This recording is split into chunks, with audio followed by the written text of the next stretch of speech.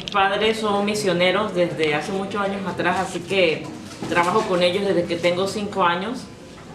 Y algo que me gusta mucho a mí es, bueno, que aprendí bastante de mis padres fue, mi papá y mi mamá, compartir de Jesús a los hermanos y hermanas cunas. Ese ha sido parte de mi vida, de mi ministerio.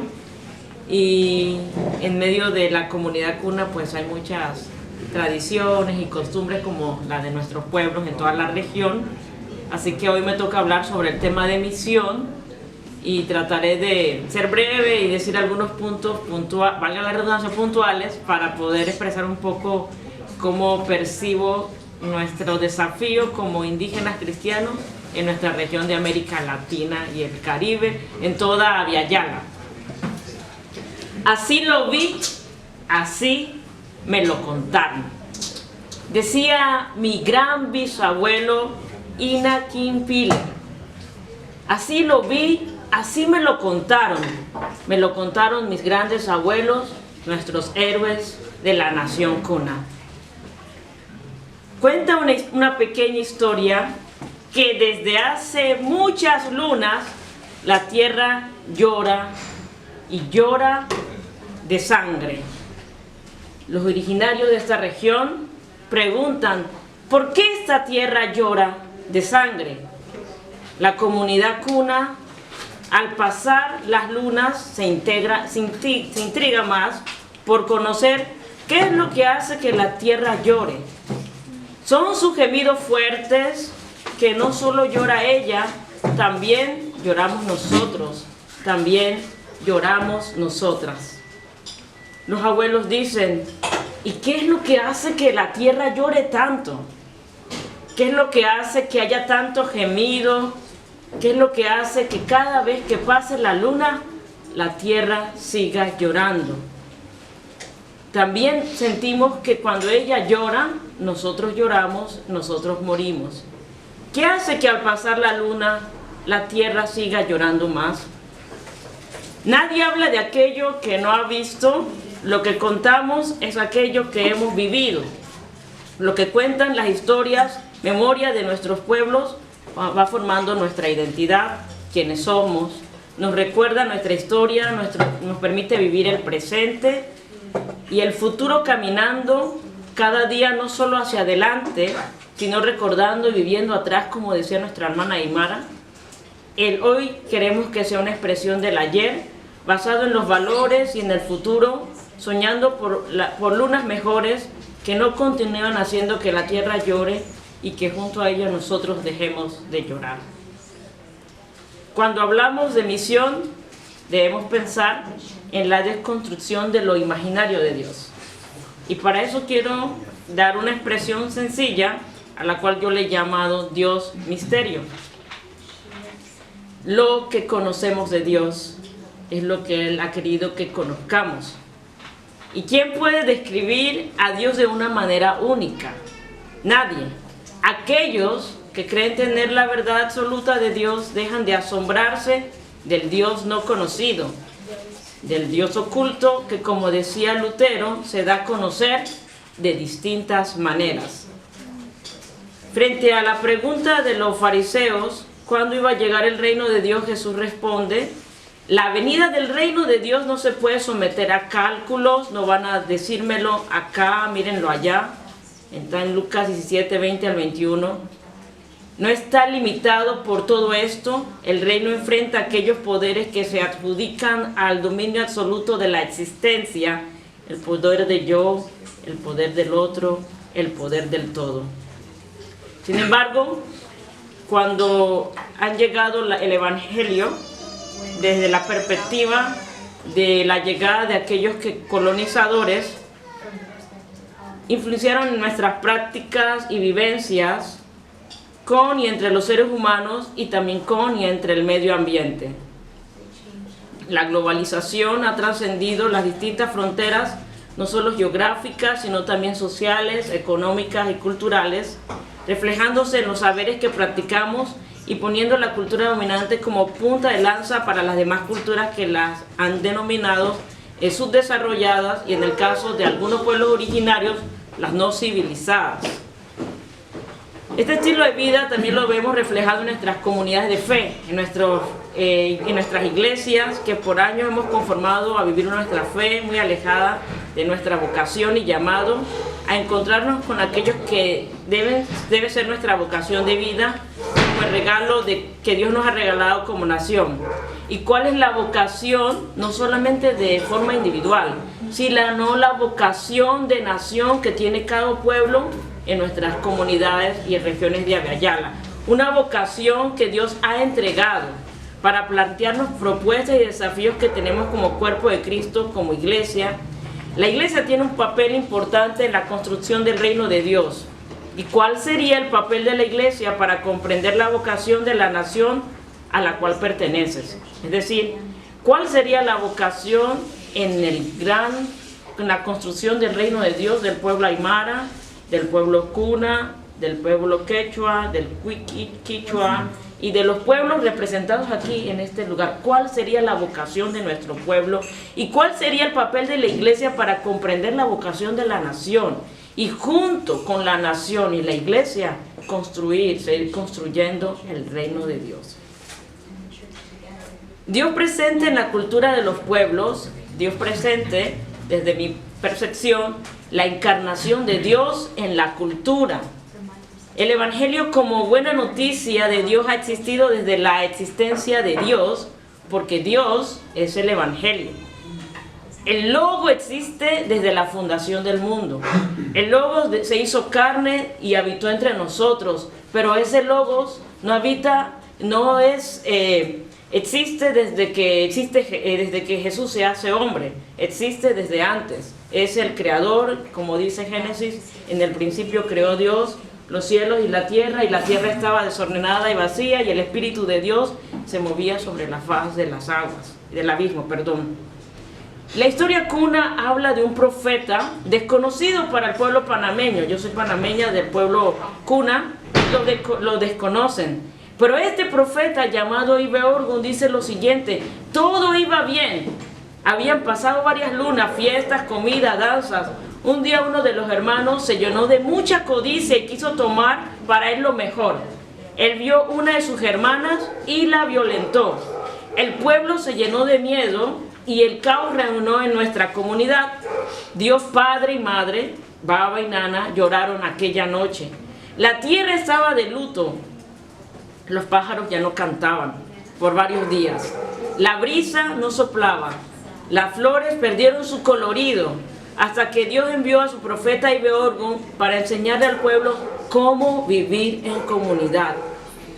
Ibe Orgun decía: las cosas que nos da Padre, el Dios Padre, sean de la tierra, del río, de la selva, no son para que nosotros comamos solos, sino para compartir. Todos debemos trabajar, como todos tenemos el derecho a disfrutar del fruto de nuestros sudores.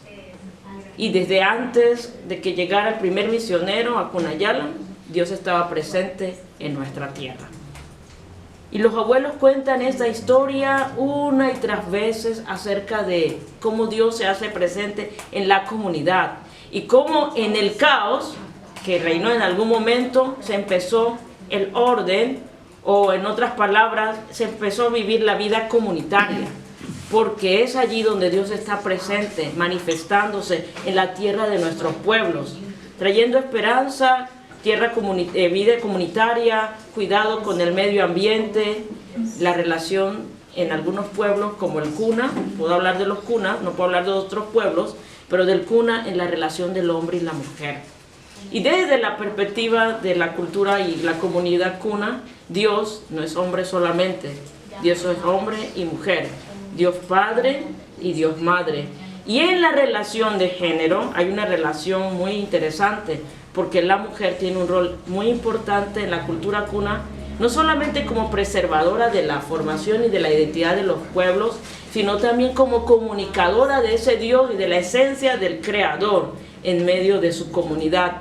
Y desde la perspectiva de la Madre Tierra, entender la sexualidad desde la perspectiva de que Dios creó, y Dios creó la tierra, pero que hay fertilidad en la creación. Es la fertilidad que tiene la mujer también para recrear y para crear, como también Dios tiene la capacidad de darnos a nosotros el don de la procreación. Por eso quiero proponer la misión de la iglesia como preservadora de los valores que Dios regaló al pueblo indígena. Y aquí una acotación: yo entiendo que no todos nuestros valores o prácticas, no todos nuestros valores y prácticas son las más correctas, pero ya las sabemos. Ahora hay que entonces trabajar donde reconocemos que Dios ha estado presente y de allí hacer puentes con nuestra fe y nuestra identidad para seguir caminando, porque ya sabemos muchas cosas en nuestra propia cultura que están mal, pero muchas veces no hablamos desde las partes que sí enriquecen nuestra cultura y en la cual ya Dios ha estado presente por muchos años atrás. ¿Y quién es Ibeorgun? Dicen los cunas, en el pueblo cuna. ¿Quién es Ibeorgun para nosotros los cristianos? Y probablemente es un misterio, porque pudiera haber mucha información cuando pregunto. Algunos dicen es un constructo imaginario, otras personas dicen fue alguien de verdad. Pero lo que sabemos de ese misterio es que Dios se ha revelado también al pueblo cuna. Los cantos, las metáforas de la vida comunitaria, el cuidado de la tierra, la comida, nos han permitido entender un poco esa riqueza y ese rostro de Dios en el pueblo indígena. La multitud vestida de ropas blancas, en el libro Apocalipsis capítulo 7, que ustedes bien conocen y yo también, en el verso 9 y 10 dice: después de esto miré y aquí una gran multitud, la cual nadie podía contar, de todas las naciones, tribus, lenguas, que estaban delante del trono y en la presencia del Cordero, vestidos de ropas blancas y con palmas en las manos, y clamaban a gran voz diciendo: la salvación pertenece a nuestro Dios, que está sentado en el trono y el Cordero. Y esta gran revelación que tiene Juan del tiempo final, la gran revelación de esta gran fiesta, allí también están los aymaras, los quechuas, los cunas, sin la pérdida de la identidad de su pueblo. Algunos desafíos que quisiera plantear en nuestra generación es que hay el encuentro de dos mundos y algunos de otros mundos más. Y el pueblo cuna ha tenido ese gran encuentro desde las épocas de los colonizadores. Somos un pueblo que negocia mucho. Y cuando había conflictos internos, sabíamos negociar. De tal manera que nos aliábamos con aquellos que creíamos que podíamos negociar para no ser totalmente exterminados. El encuentro de dos mundos, el paso por tierras extrañas, aunque originalmente no somos de las islas, nos hemos movilizado para poder seguir existiendo. Entre canoas, del paso por tierras extrañas, la experiencia cuna, si el mar hablara, contaría nuestra historia. Si las canoas hablaran, nos dirían las memorias. Nos revelarían el secreto de los pueblos que han vivido rodeados de mar. Nos contarían un relato que jamás has escuchado del pueblo que vio su libertad, luchando y siempre encontrándose consigo y el otro, remando en alta mar.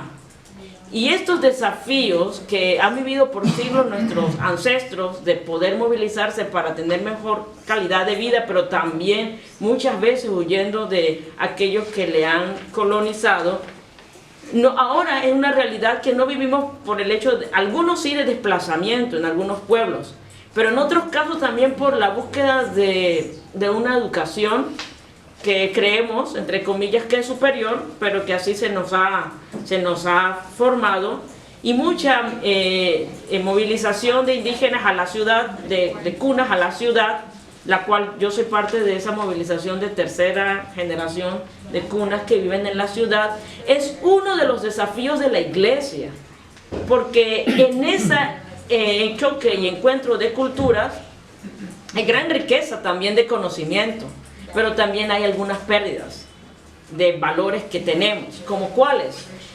Puede ser la movilización de los indígenas a la ciudad, pero también puede ser de los turistas que llegan a nuestros pueblos con el deseo de conocer un poco más de nuestro idioma, de nuestra lengua, de nuestras ropas, de nuestras tradiciones, pero ha traído una culturización. Y estas formas de vida han cimentado, también han entrado como quiebres de lo que son los sistemas de vida que han tenido nuestro pueblo. Las nuevas tecnologías que nos ayudan, que aquí tengo una computadora y mi celular y la utilizo, que nos ayudan para tener mayor conocimiento en algunas áreas, para facilidad de comunicación. Sin embargo, con no una lectura de los saberes ancestrales y dejar a los saberes ancestrales como que son menores que la nueva tecnología, la nueva información. Entonces, este gran desafío de la iglesia, que muchas veces no lo ha sabido canalizar, y cómo integramos esto de la preservación de los saberes ancestrales como parte de la misión de la iglesia.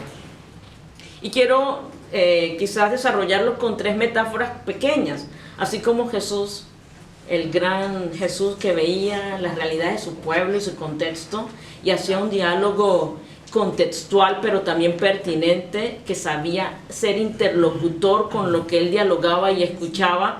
Me imagino a Jesús bien chiquito en la casa viendo a su mamá todos los días echándole sal a la carne para preservarlo, y cuando era muy de noche que la mamá venía y a lo mejor encendía la lámpara, la vela o lo que tenían allí para alumbrar, y cuenta en el Sermón del Monte esta gran metáfora sobre la luz y la sal. Bueno, intentaré, no sé cómo Jesús, pero hacer 3 metáforas pequeñas porque me quedan 5 minutos, casi no he dicho casi nada. La visión entendida por 3 metáforas: la casa de congreso, la choza. La cosmovisión cuna se ve fuertemente fundamentada en la representación de la casa general del Congreso. Los palos simbolizan el sentido de comunidad e interdependencia, la forma organizativa.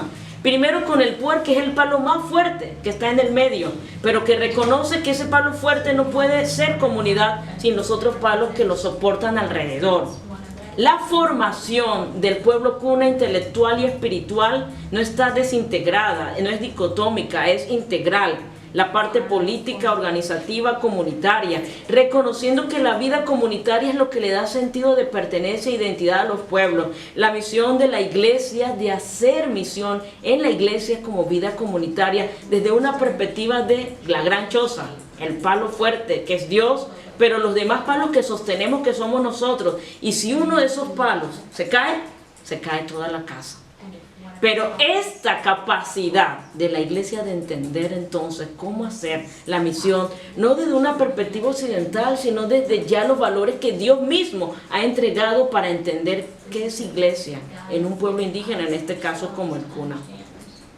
La misión entendida también como la forma de pescar, ya que nosotros vivimos en islas, muy de mañanita, mientras todavía el sol dormía, nosotros nos levantamos muy tempranito para prepararnos para ir a pescar y para traer peces, para hacer el tulemasi, que es una comida cuna a partir de plátano con coco y caldo. Y en el tema nos enfrentábamos con las grandes olas que venían a hundir nuestra canoa, pero nosotros no somos personas que perseveran, y a pesar de las grandes olas y de las adversidades traíamos peces a nuestra casa. ¿Y por qué y para qué pescas, abuelito?, le dice la niña a su abuelo. Para que comas, para que toda la familia tenga que comer. La misión de la iglesia es también no solamente de preservar como la sal, y también de luz, de influir, también luz de iluminar en la oscuridad, donde el egoísmo puede entrar por nuestra vida individualista, de lo que hablan los grandes sociólogos como la posmodernidad, o como lo hablan otros sociólogos como la modernidad líquida, pero que en la comunidad indígena está fuertemente la vida comunitaria de solidaridad, de poder creer que el otro necesita. ¿Y por qué y para qué pesco? Para que la comunidad pueda comer. A pesar de las grandes adversidades, la canoa no se rompe. ¿Por qué no se rompe? Porque está construida a base de solidaridad y a base también de los valores de la pertenencia. Y la última metáfora, y así un resumen, después les puedo entregar la información escrita, es la mola. Y la mola, como decía nuestra hermana Aymara, es nuestra forma de escribir la historia. Y qué lindo ver una abuela cosiendo una mola, que cuando da su primer tejido, reconoce y sabe a dónde va, porque no lo hace desde el desconocimiento.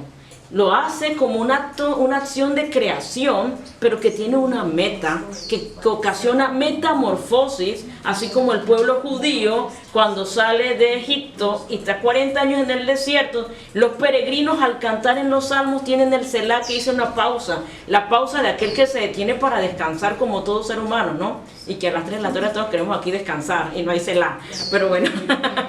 Los peregrinos que al caminar, o como diría el gran cantante o el poeta, que se hace camino, caminante, se hace camino al andar. Y en ese caminar, entonces hay una gran creación de historia, de literatura. Y el pueblo cuna lo que hace es escribir a través del arte su historia. La historia de la creación, la historia de la relación con el uno con el otro, la historia de cómo queremos vernos, la historia de nuestra lamentación, de nuestro llanto. Y que con el primer tejido provoca historia, pero también provoca misión, porque la misión está muy enraizada con la meta, que ocasiona metamorfosis, la transformación del ser, de la esencia y de la entidad de un pueblo, que no es que es estática, sino que es dinámica, pero que es transformada para ser mejor hombre y ser mujer al estilo de Jesús. Y cierro con esta frase de Jesús. Pues la misión de Jesús era la transformación del ser humano para ser un mejor ser humano. Y en el caminar con Jesús, Él estaba con los marginados, con los rechazados, con las mujeres y con los niños. En esta gran metáfora, incluyendo a Jesús de la historia, puedo ver a un Dios tejiendo la mola, quien conoce el principio y el fin de la historia en la consumación de su reino. La invitación para la iglesia indígena, para mí en mi caso como cuna, es hacer una integración de nuestra identidad, de nuestra fe cristiana, y para aquellos que hemos tenido alguna profesión, nuestra profesión, y aún aquellos que no han estudiado en la universidad escuela, en su vocación de vida. Entender los desafíos, no solamente de aquel que va y dice Jesús te ama, sino que entiende totalmente que un regalo especial Dios le dio a su pueblo, y la iglesia está para preservar también ese regalo. Que el Señor nos bendiga.